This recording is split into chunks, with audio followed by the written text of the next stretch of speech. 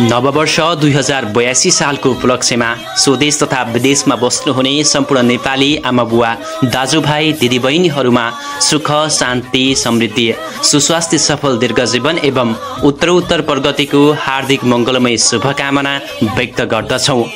नयाँ वर्षको शुभकामना। यस नयाँ वर्षमा तपाईको जीवनमा खुशी शान्ति र समृद्धि बढ्दै जाओस्। यस नयाँ सालले तपाईको सपनाहरू पूरा गर्न र सफलताको नयाँ चरणमा आगमन गर्न आशा गर्दछौँ। यस नयाँ वर्षले तपाईको मनमा नयाँ साहस मिलोस्। यो नयाँ वर्षले तपाईलाई नयाँ आशा नयाँ सफलता नयाँ खुसी ल्याउने अवसर प्रदान गरोस्। आशा छ यो नयाँ वर्ष तपाईको जीवनमा नयाँ उत्साह र प्रेरणा ल्याउनेछ।